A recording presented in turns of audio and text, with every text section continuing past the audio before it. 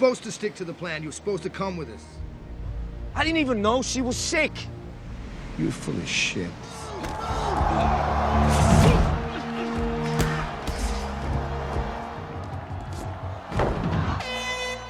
One afternoon, Paddy Conlon returns home after church expecting silence, but instead, he finds Tommy, the son who disappeared years ago, suddenly standing at his door. The shock is sharp. Tommy, trying to bridge the years, offers him a drink. Paddy refuses. He's been clean for 1,000 days. He invites Tommy inside and brews coffee instead. Inside, Tommy scans through faded photographs. They tell the story of a boy who once ruled the wrestling mat, undefeated in 1,000 matches. Another photo shows Brendan, his brother, now a quiet family man, no longer a fighter, but a physics teacher with a wife and 2 daughters. Then Tommy sees the image that stops him cold. His mother, long gone. The pain hits hard. He remembers being young, alone with a dying mother, while Paddy chose alcohol and a life at sea over them. So you found God, huh? That's awesome. I guess Jesus was down at the mills forgiving all the drunks, huh? Who knew? Across town, Brendan celebrates his daughter's birthday. The joy is brief. His wife, Tess, readies for her next shift, her second job of the day. The family is struggling, and the weight of survival falls hard on both their shoulders. Not long after, Tommy shows up at a neighborhood gym after seeing a news report about Sparta, an upcoming high-stakes MMA tournament backed by billionaire J.J. Riley. The prize? A huge cash payout. Wasting no time, Tommy joins the gym and dives into training. He soon witnesses Pete "Mad Dog" Grimes crush every opponent without effort. See those hands? We got a tournament coming up. The gym's owner, Colt Boyd, offers $200 to anyone who can beat him. Tommy steps up. Colt laughs him off. Tommy looks like just another rookie. But Tommy won't back down. He's ready to take hits to prove what he's worth. Reluctantly, Colt allows it. What happens next shocks everyone. Tommy dismantles Mad Dog in seconds, showing elite-level skills.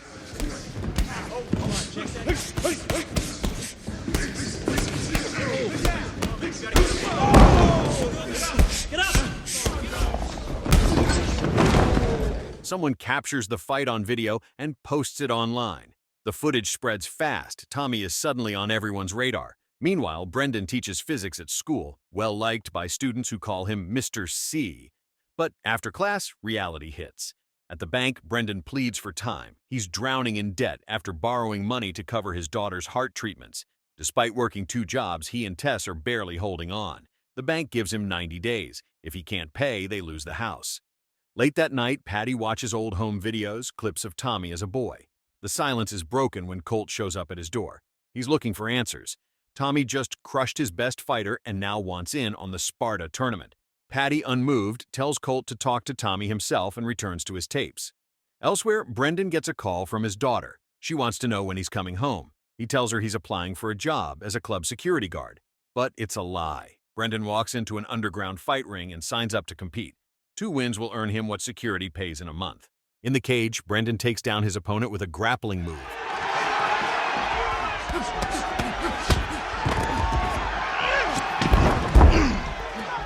The crowd roars. He walks away bruised but victorious. When he gets home, Tess is stunned by his battered face. She had believed the club job was harmless. Brendan hands her the cash and admits the truth. He's back in the fight world. It's then revealed Brendan once fought in the UFC. The next morning, Tommy finds Paddy at a diner eating alone. He sits down and asks Paddy to be his coach for Sparta. Paddy agrees, but sets a rule: no more pills and a proper diet. Tommy doesn't argue. He throws out every pill he has. The real training begins. And just like that, 2 paths began to rise, separate, silent, and on a collision course neither man could avoid.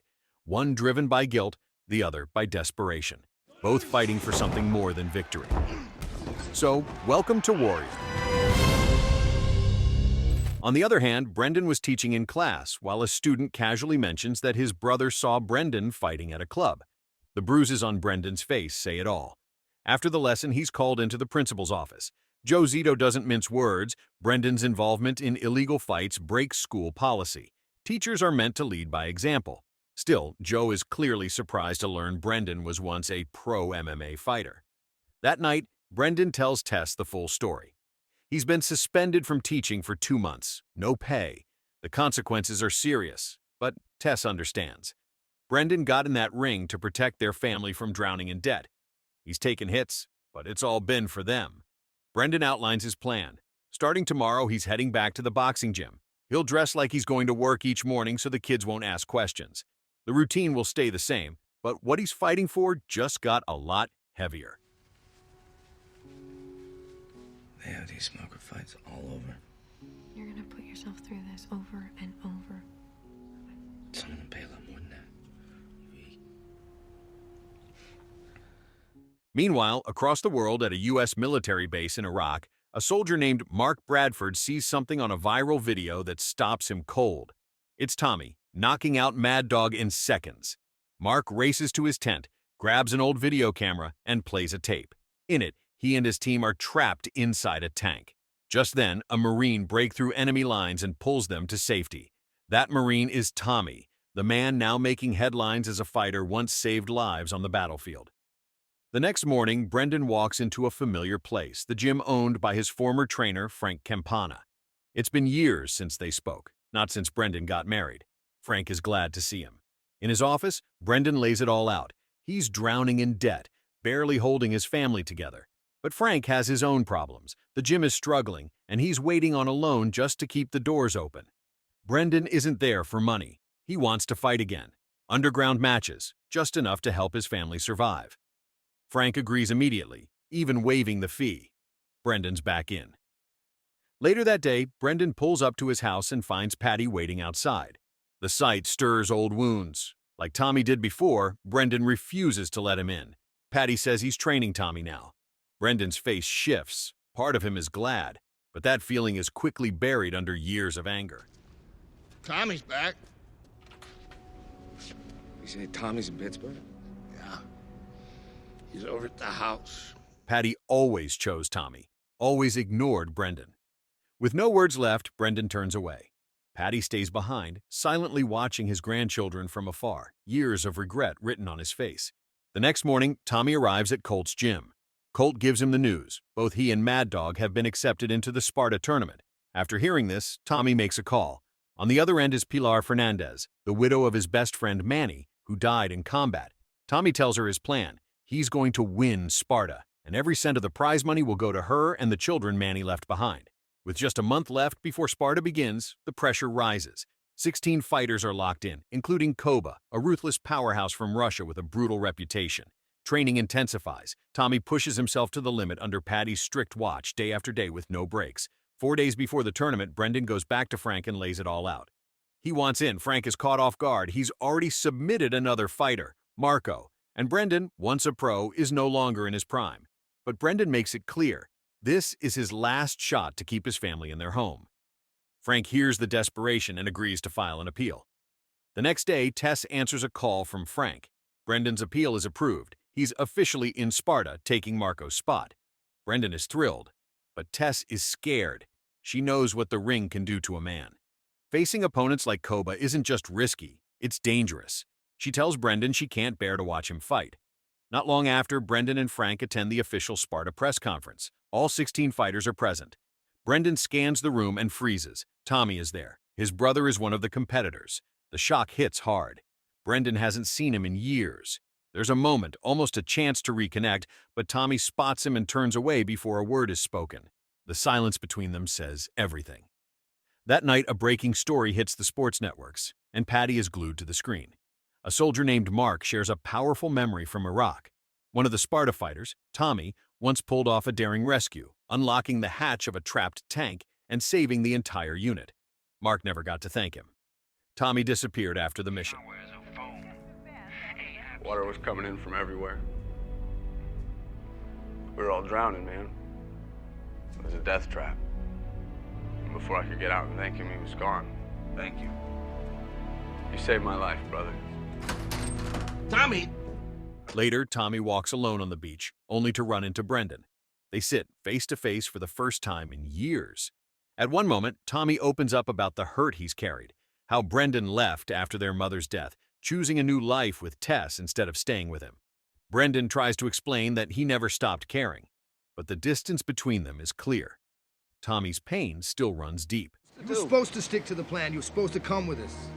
You leave, you get the opposite. I didn't even know she was sick. You're full of shit. The next day at school, students pitch an idea to Principal Joe. A group watch party for the Sparta tournament turned into a fundraiser. However, Joe shuts it down immediately. In his view, MMA is too violent to promote. Then, tournament night arrives. The arena is packed. Cameras flash. Crowds roar. The first fight kicks off. Tommy versus Barbosa, a skilled fighter from France. But Tommy wastes no time. He overpowers Barbosa with brutal efficiency, ending the match fast and leaving no doubt he's there to win. Here we go.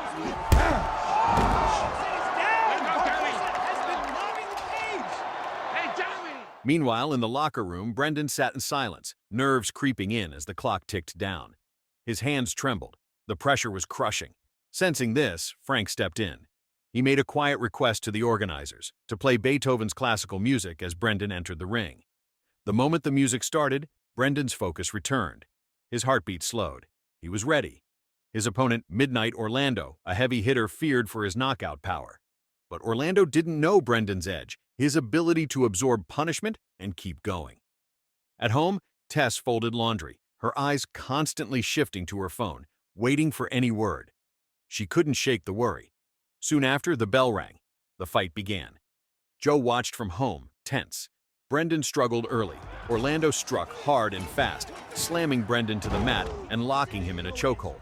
It looked like the end, but Brendan refused to tap. He held on, pushing through the pain until the round ended. Round 2. Brendan adapted. He took hits, stayed on his feet, and looked for his moment. Then it came. He got Orlando on the ground and locked in an armbar.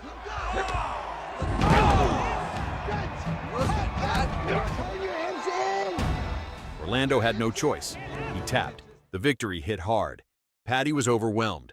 Joe watched in stunned silence. Tess read Brendan's message, tears in her eyes. She made a choice. For the next fight, she would watch him, this time not from the sidelines. The next match shook the arena.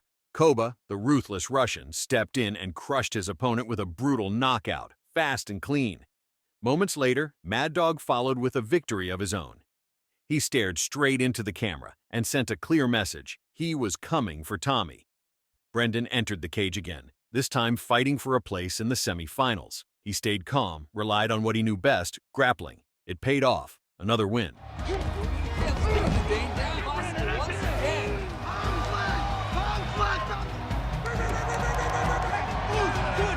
At home, Tess watched every second, relief and pride written all over her face. Then came Tommy's turn. He wasted no time. One explosive strike and the match was over. Just like that, the elimination round ended. Well, here he comes again. Big Santana. There he goes again. Only the strongest were left standing. The next day, Patty met Tommy at a casino. He tried to repair what was broken, to talk, to reach his son.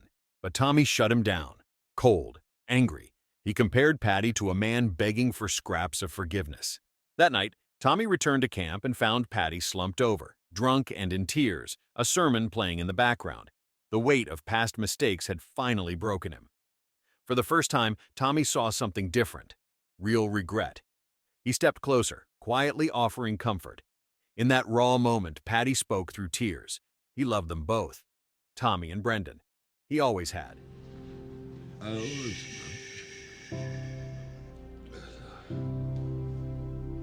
The semifinal fights had arrived.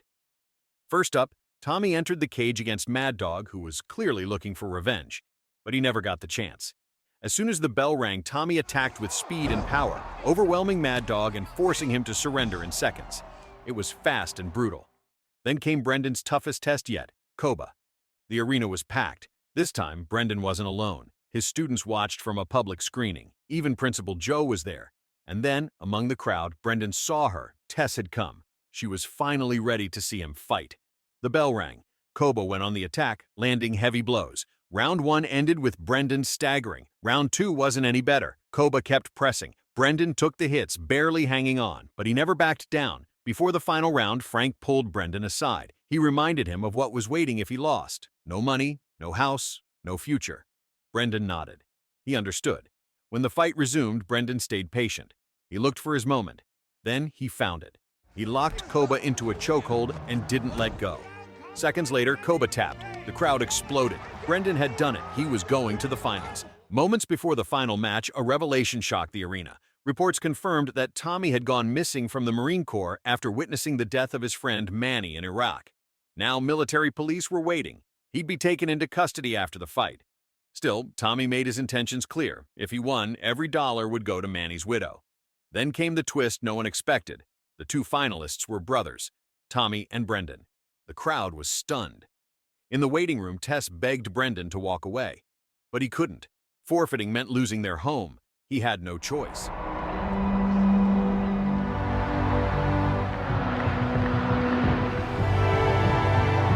The bell rang. Round one. Tommy charged forward, unleashing a storm of strikes. Brendan had no time to fight back, only to survive.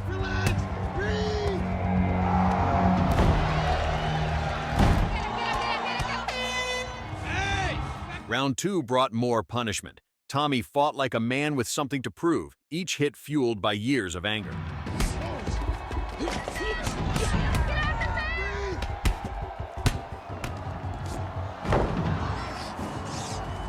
By round three, Brendan finally found an opening.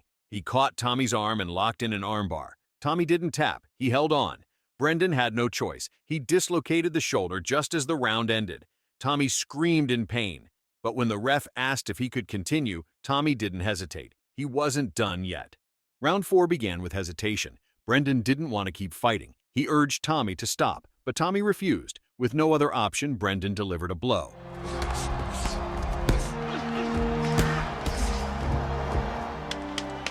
The round ended with both men barely standing, bruised, battered, and torn apart by more than just the fight. Then came the fifth and final round. Tommy, already injured and drained, couldn't hold out much longer. Brendan moved in, brought him down, and locked in a chokehold. It was tight. The match was his. Still, Tommy refused to tap. Then Brendan spoke, just a few quiet words that cut deeper than any punch. He said he loved him. That was it. Tommy froze, and then, finally, he tapped. The crowd exploded in applause. Brendan had won, but more than that, something deeper had been healed. In the stands, Patty watched through tears, relieved, proud, and finally at peace as he saw his sons rediscover the bond they'd lost. Moments later, Brendan gently lifted Tommy from the mat, holding him up, guiding him out of the ring. The match was over, but something greater had been restored. And with that, the story came to a close. So, the moral of the story is, if talking doesn't work, try punching. Apparently, sibling therapy is most effective inside a cage with thousands watching.